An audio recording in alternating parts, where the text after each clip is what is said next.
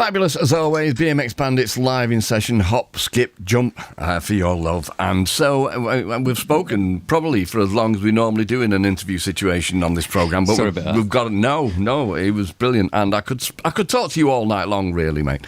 But it's 6 years since you've played for us, and a lot has happened in your life at that point. Not least, you've become a dad.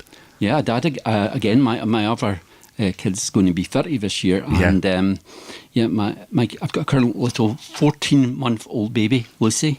Hello, mummy Chloe and baby Lucy out there. You should be in bed by now. What, Chloe?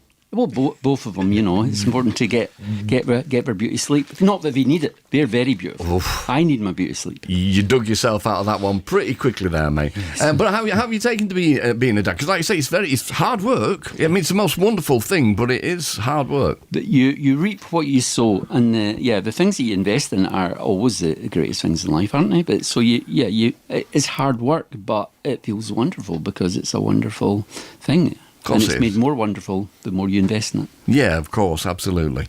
And so in those 6 years, you accidentally became a quiz host. Yeah, during lockdown, I've always been, as a kid, I used to always make up music quizzes and quizzes about programmes like Columbo and Charlie's Angels and things like that, and drive my family insane. And recently I've done kind of pop quizzes. You were, I'm not going to say what the question was, but you were the answer. It wasn't who's the most handsome person on Six Music, but it wouldn't have been me then. But you were the answer to one of my quiz questions, and Eugene Kelly got it correct, but the rest of the room didn't. Well, that's Eugene all over, isn't it? He knows his stuff. Yeah. And you mentioned doing a quiz about Columbo there. Can I put you on the spot then? Yeah. All right, so what was the name of Johnny Cash's band in that episode of Columbo? That's a good one, isn't it? I only know this Swan Song. Yeah, but I currently can't remember. Ida Lupino played his wife, but I can't remember the name of the band. The only reason I know is because I very nearly formed a band with John Langford and several other people with the same name. It was the Lost Soul Crusaders. Oh wow, it's a good name though, isn't it? I just thought, I'm gutted. Yeah, I just thought it was too good to not use properly. Yeah. Okay, so the album then, as you say, Dreams on the Run, it's out on the 26th of April. Yeah. What was the kind of driving force behind that? Well, 10 years ago, I kind of came up with the idea of wanting to do this album. It's sort of inspired by an animated film I saw in Japan years ago, where it was this little cartoon couple running down the bottom of the screen to this beautiful theme as all these terrible things were happening, like starvation and bombs going off and war and all this sort of thing. And it was just this little couple hand in hand running down the bottom of the screen. And I thought, that'd be a great idea for an album. You know, kind of outsiders running, trying to find a place where they fit in, living in a world of dreams, but also in the real world and trying to, navigate the two. And then I got a little bit muddled in the head for a little while, maybe not so well. And I was working with Andrew on a movie soundtrack called The Dreaded Light, and I thought, Andrew's the person that I could revive that idea and make this album a reality. And then Amanda and Liam joined in as well. Fabulous. Okay. Well, yeah. I mean, I've not heard the rest of the album yet. I've not been sent it, but I mean, I'm looking forward to it, and we will be playing it on this programme, obviously. Brilliant, thanks. So, a lot of the reference points that we talk about with BMX Bandits, there are like Beach Boys in there, and we've talked about Alex Chilton. So, were you ever an angry young man? So when you came and first thought of starting a band, were you going through a kind of a punk rock phase at that point in time? You're a little bit younger than me, aren't you? Yeah, I mean, I think it was like Jonathan Richman was the guy who made me, and I know you're a big fan as well. Jonathan Richman was the guy who made me think that's what I want to do. I'd written little songs and that before, but I was never kind of that kind of a rebel. I like to be, if people thought I was a bit of a Jesse and things like that, and they came up to me and went, "Whoa, who are you?" I would say, "I'm Nancy. How do you do? Are you good at sports?" And I like to kind of almost try and kill them with kindness and confusion. But yeah, I never wanted to be aggressive or anything like that. I like to think of using poignancy and humour and kind of love, and hopefully disarming people with those things. Well, it works because I often say on this programme, you might never have heard me saying "don't blush," but I always quote Kid Congo and yourselves as being quite possibly the nicest people in show business. All shucks. Gee. I mean, the band will probably tell me different. If you leave the room for a moment, they'll probably get stuck in with both feet. But anyway, I'm not going to let them. Before we move on, I just want to talk to you about you did some dates with Mozart Estate. You're wearing the T-shirt. I got the very same one. How was that? I mean, it's amazing. Yeah, I mean, I just think he's one of the most unique and great artists of our times. I'm not just even talking about in the world of music, just as an artist. I think he's so incredible.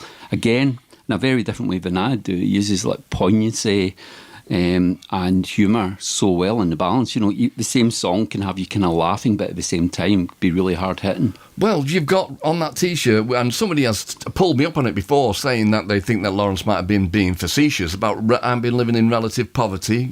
Please don't take my tenor away. He's not joking. No. He's living it. And so I hear what you're saying. But I'll tell you what, I was listening to Middle of the Road by Denham today. I love it. And I know that you kindred spirits, but me and Trace were in the car, and the lyrics just made me laugh out loud, and I wondered how much of it rings true with you. So I hate the Stones, and I hate the blues, Eddie Cochran and blue suede shoes. I hate the King, I hate Chuck Berry, I hate Hooker, I hate Leadbelly. All right. And then it goes on, I hate funk, and I hate soul, rhythm and blues and rock and roll. I hate riffs and guitar licks. I hate coke, and I hate spliffs. All right, it's okay.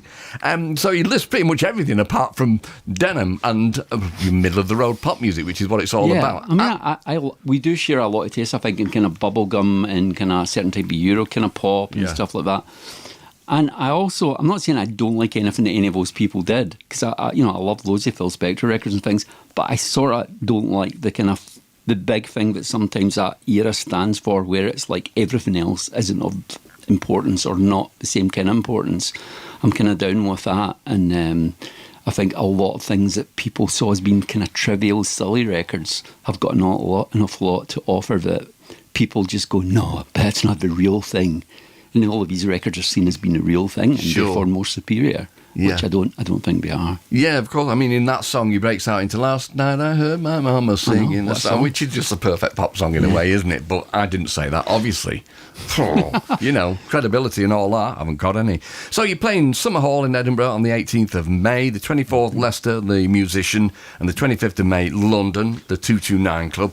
And then also on the 29th of April, you've got a listening party with Tim Burgess on Twitter, or X, if you like. Yeah, I still call it Tim's Twitter listening party, but yeah, I guess it's on something that's now called X, and it wouldn't be X-rated, it'll be suitable for all the family. But yeah, Tim's brought back the listening party for one night to do the album, which is really, I mean, that's a bit like Lawrence. People who support our music mean so much, because we're not, you know, big household names, and sometimes it can be actually difficult to kind of survive, and having people like, you know, Tim and yourself and other people kind of giving you support is so important, you know, and you know, Tim's very generous with that sort of thing. Yeah, I know he is a great man, and let's be honest, if you were crap, Tim nor myself would bother with you. So, you know, there you go, mate. You started it.